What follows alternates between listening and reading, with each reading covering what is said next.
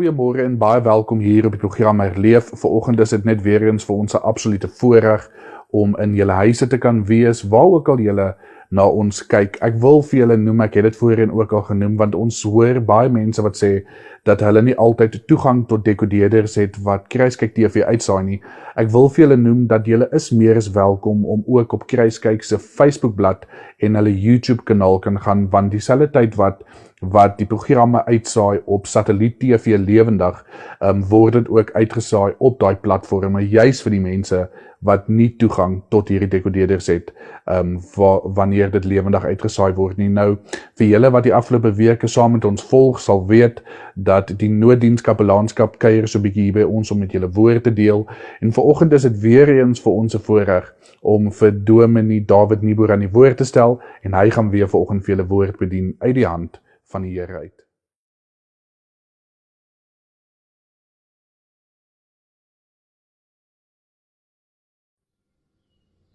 Goeiedag geliefdes, en welkom ons ook vandag dan weer die woord van die Here kan oopmaak op hierdie vooraand tot 'n nuwe jaar. Vandag gaan ons ook lees uit Psalm 23, die baie bekende Psalm van Dawid. Maar voor ons dit doen, kom ons word net stil voor Here en vra dat hy met ons sal praat uit sy woord. Here ons God, dankie dat ons weet U is nou ook hier. Dat ons kan weet dat dit U is wat uit U woord, 'n lewende woord, na elke toehoorder toe sal kom, om ook hierdie woord in hulle lewens lewend te maak. Ek bid Here dat U wat ons elkeen ken, hierdie woorde vir ons sal lewend maak, daaruit vir ons krag sal gee, en vir ons ook die leiding sal gee en die versekering dat U met ons is en met ons sal wees in hierdie nuwe jaar wat op ons wag. Mag ons dan nou, Here, stil word voor U en mag dit die gebed van elke hart wees.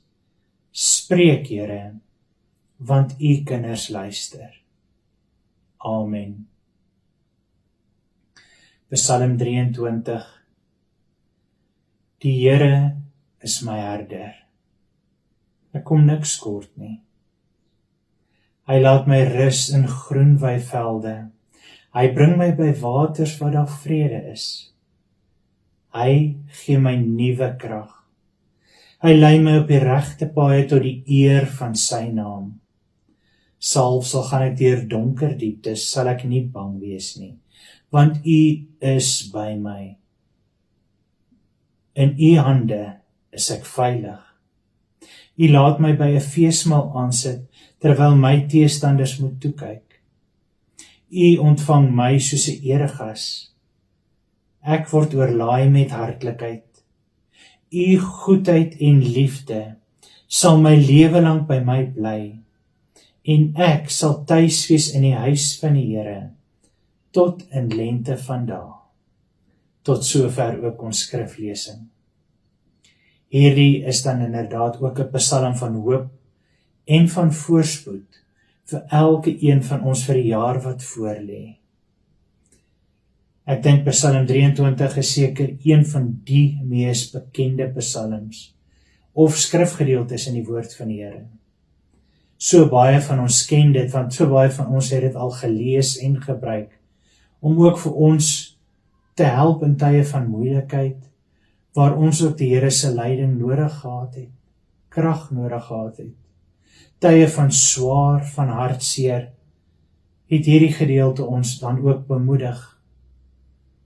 Hierdie gedeelte het soveel fasette van die lewe in saamgevat, of dit nou die mooi en die rustige prentjies is, of die tye van onmin, of die tye van seer, of dood, of swaar. Dit het nog altyd vir mense soveel krag voorsien, wanneer hulle eenvoudig gevoel het, hulle het nie die krag om alleen aan te gaan nie.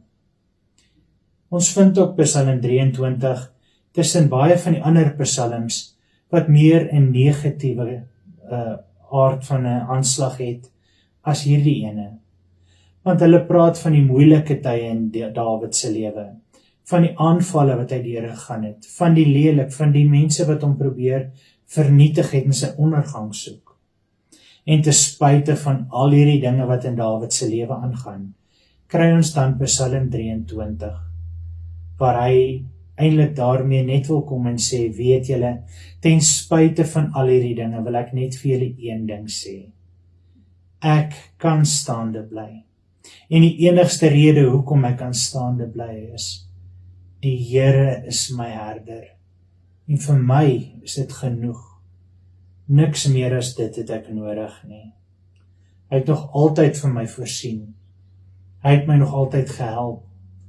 Ek het niks meer nodig vir die pad vorentoe, as die wete dat hy saam met my die pad loop nie.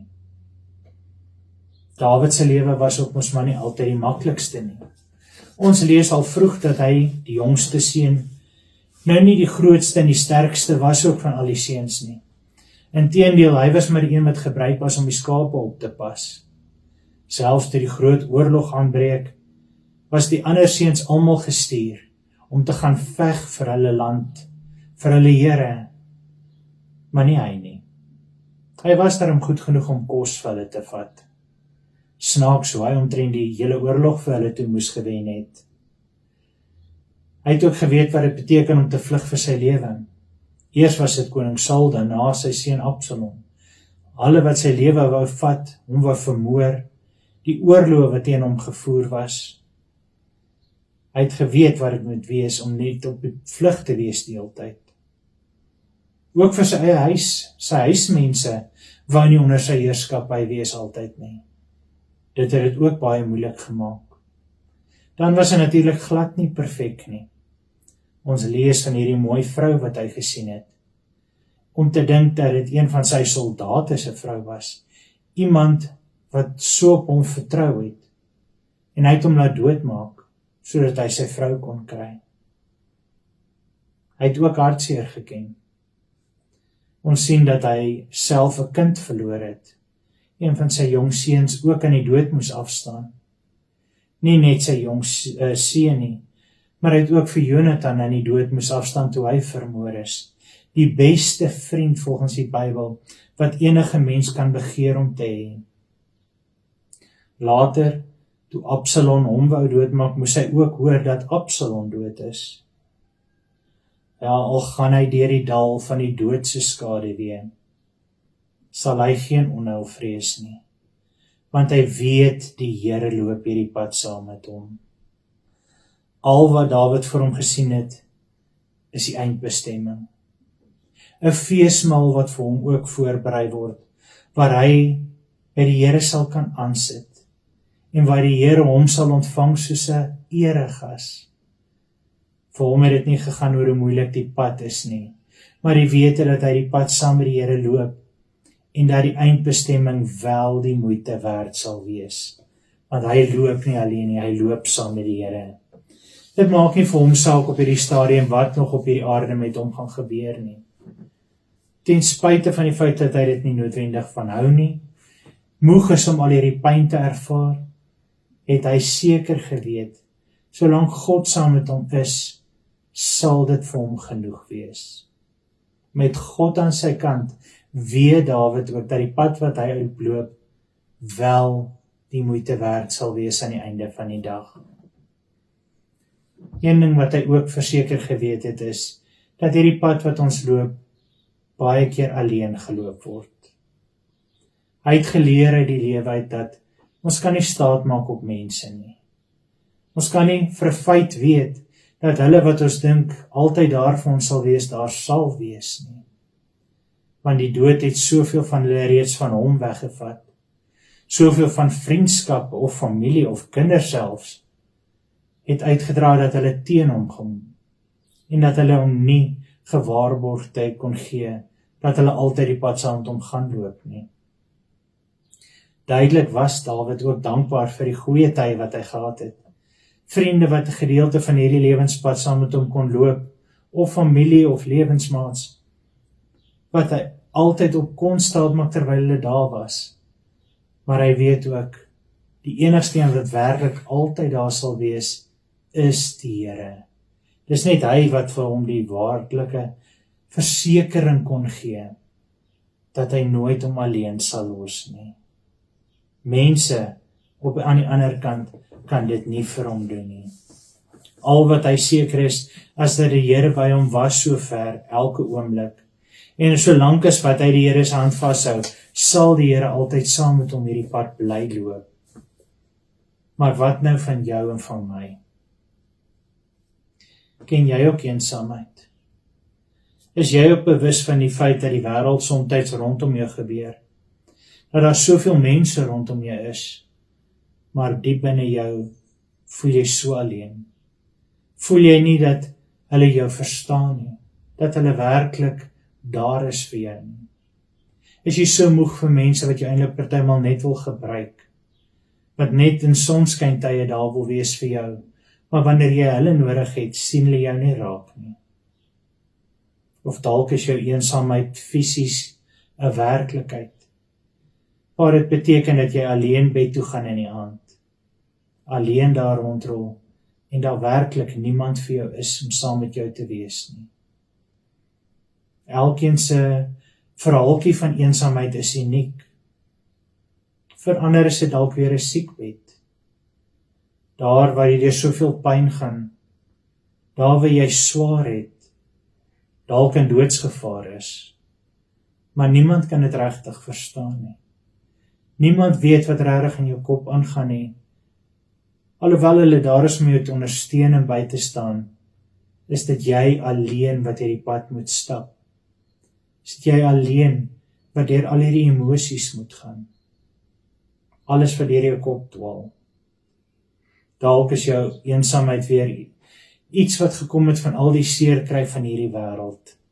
Want mense het jou al soveel keer teleurgestel. Soveel keer het hulle jou in die rug gesteek. Soveel keer is daar dinge wat gebeur het, wat gemaak het, dat jy net eenvoudig nie meer kan vertrou nie. Dalk het jy ook daarom nou al so 'n fyn persoonlikheid ontwikkel, waar jy mense kan hanteer op 'n vriendelike basis van dag tot dag, maar dat jy hulle nie naby jou binne toelaat nie, net omdat jy bang is vir weer seer kry. Hierdie dinge maak ons soms so alleen, partymal bang, of bitter, of 'n harde mens. Dawid het hierdie pad ook geken. Ons sou hom seker niks kon vertel van al hierdie dinge wat gebeur nie, maar hy het al hierdie dinge ook self beleef, en dit self ook aan ander gedoen. Die besef van hierdie man wat hy laat vermoor het, omdat hy iets wou gehad het. Iets wat hom ook moes gepla het. Dawid kon hier gesit het, en seker eerder as om Psalm 23 te skryf, kon hy gekla het weer eens oor hoe hierdie lewe eintlik so lelik, so wreed, so sleg is. Maar hy doen dit nie. Na al hierdie dinge sit hy hier en hy skryf: Die Here is my herder, en dit is vir my genoeg. Maar wat van jou en wat van my? Want hier staan ons nou in die begin van 2025. Wat gaan in jou gemoed aan? Is jy ook onseker of dalk selfs bang vir wat hierdie nuwe jaar mag bring? Voel jy ook alleen en weet nie hoe gaan jy maak nie? Weet nie hoe gaan jy hierdie jaar ingaan nie, maar bang oor wat gaan kom. Baie mense in die land is soms opgewonde as ons met hulle praat oor die land en wat kan gebeur. Dankbaar vir die reën wat in groot dele geval het. Die boere wat dankbaar is vir 'n moontlike oes wat 'n sukses dan kan wees. Alhoewel dat tog sekere dele in die land is wat ook maar nog hoop verreend en nie seker is oor wat hulle gaan kry nie. Baie van ons voel dieselfde oor ons lewens. Ons sien wat die Here al vir ons gedoen het en gegee het, maar ons is onseker oor wat hierdie nuwe jaar gaan bring. Want as ons na die finansiële status kyk van die land, is daar maar vir ons heel moontlik swaar tye wat nog wag. Die wat positief is, sê hulle glo dit kan beter gaan. Hulle glo dit ook gou verby sal wees en dat ons 'n goeie jaar dalk mag hê. Nie een van ons weet werklik nie. Ek weet daar is baie groot lot van ons mense in hierdie land wat nie weet hoe hulle vir hulle gesinne gaan sorg in hierdie nuwe jaar nie. Nie weet waar hulle gaan werk kry nie. Daar is soveel onsekerhede wat op hulle wag. Nie net ekonomies gesproke nie, maar ook in hulle eie lewens. Soveel mense het in hierdie jaar ook geliefdes verloor, of selfs nou in hierdie laaste tyd. Hulle gaan 'n nuwe jaar binne alleen. Ook onseker, hoe gaan hulle dit doen? Hoe gaan hulle hierdie pad stap? Soms is eensaamheid 'n baie groot gevaar wat vir mense baie negatief kan maak. Ja, daar waar ons wil keer op keer wil probeer om te keer dat ons nie nog pyn hoef te ervaar nie. Bang is vir wat gaan kom en nie weet hoe ons deur hierdie jaar gaan kom nie. Is ons soms net bang gelaat. Ons sit met 'n smagting na die Here om vir ons op te wys hoe hy saam met ons hierdie pad gaan stap. Hoe hy gaan ons help om ook in hierdie nuwe jaar die krag te kry om daardeur te gaan. Ja, u weet wat u vrees is vir hierdie nuwe jaar. Dalk is dit daai vrees van eensaamheid. Maar dan kom die Here in hierdie gedeelte vandag met ons elkeen praat. En hy kom vir jou sê, jy is nie alleen nie. As jy saam met die Here die pad stap, sal jy nooit op jou lewenspad alleen wees nie. Jy weet in Hebreërs 13 vanaf vers 5 tot 6 lees ons, waar God dan vir ons sê, ek sal jou nooit begewe en jou nooit verlaat nie. Daarom kan ons met alle vrymoedigheid sê, die Here is vir my helper en ek sal nie vrees nie. Wat sal mens aan my doen? Aan die einde van hierdie nuwe jaar wil God ons ook hierdie versekering kom gee. Soos die goeie herder altyd by sy skape is en hulle sal beskerm met sy lewe, so sê die Here vir ons elkeen, so was ek nog altyd by jou en sal ek jou ook nie nou alleen los nie. Ons weet geen goeie herder sal sy skape in die middel van die veld los en vir 'n week gaan vakansie hou nie, maar dan is hy nie goed nie. Die herder beloof ons ook om in hierdie nuwe jaar so saam met ons te gaan en saam met ons hierdie pad te loop. Ons hoef hom nie vir 'n oomblik te dink dat hy dit nie sal doen nie. Sy skape weet dat hulle 'n feesmaal het wat op hulle wag. So wanneer hulle in moeilike paaie loop, selfs al moet hulle deur donker dieptes gaan, is hulle elke oomblik verseker van die feit dat hulle herder 'n doel daarmee het en vir hulle 'n bestemming het waarna toe hy hulle lei. Daarom stop hulle nie as die pad moeilik is en die water min is langs die pad nie. Daarom begin hulle nie staak en met bordjies toi nie. Nee, hulle vertrou hom volkome en weet die pad wat hulle loop sal die moeite werd wees wanneer hy hulle lei na die groen weivelde wat op hulle wag. Die waters wat alweer vrede en rus vir hulle is, waar hy hulle nuwe krag sal gee. Daarom laat ons hom vertrou vir die feesmaal wat hy ook vir ons voorberei. Net so kom hierdie verhaal dan vandag na my en jou toe. Die Here kom vir jou sê, hy is jou herder. Dit moet vir jou genoeg wees. Jy hoef nie te twyfel in hom nie. Hy sal vir jou sorg. Selfs al moet ons deur moeilike dae gaan, selfs al is die pad wat ons moet loop nie altyd die maklikste nie. Hy sal saam met ons wees. Hy sal jou nooit alleen los nie. Hy sal jou nooit verlaat nie. So wat maak ons nou met die eensaamheid? Vir 'n kind van God is eensaamheid maar een van die versoekings wat die duiwel oor ons pad bring, om ons te laat dink dat die Here nie daar sal wees vir ons nie. Maar dis nie waar nie.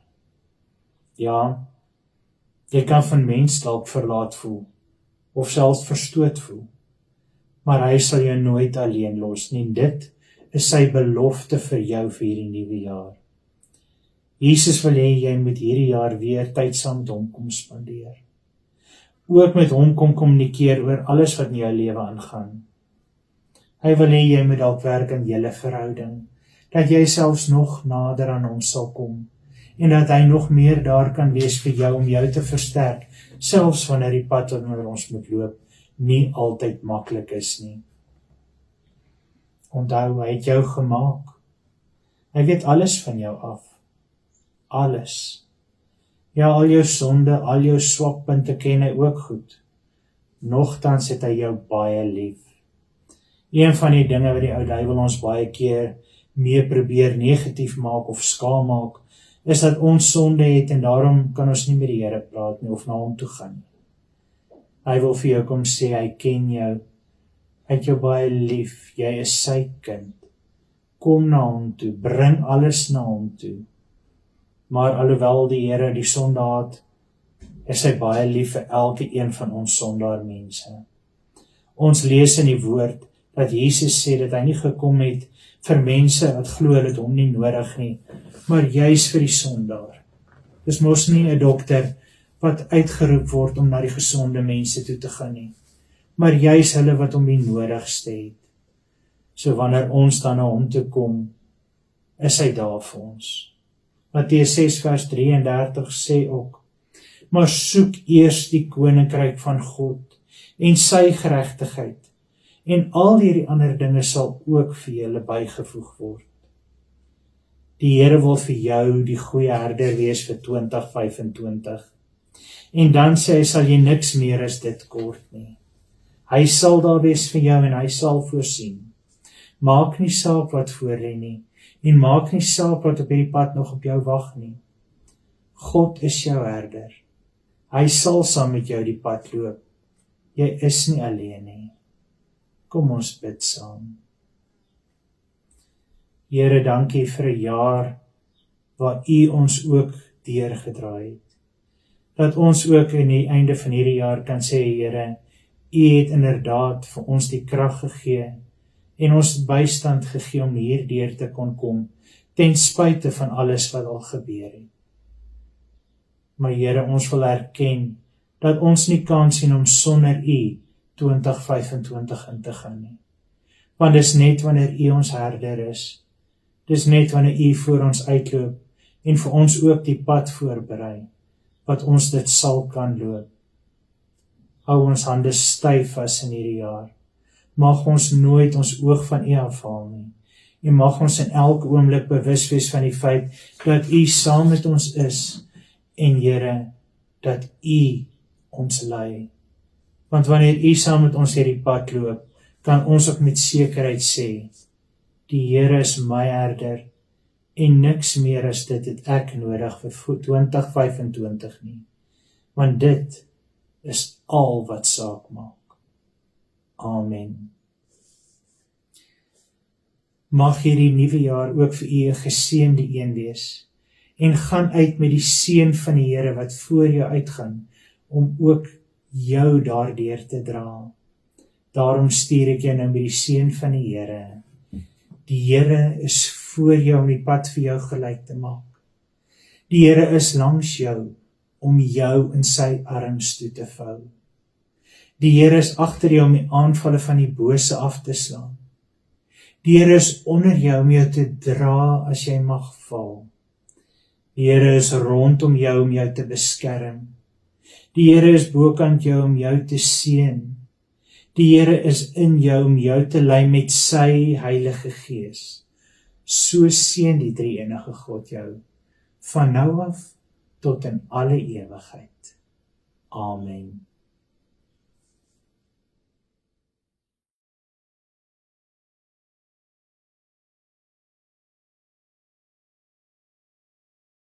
Dat ons wil net baie dankie sê aan die nooddiens kapelaanskap.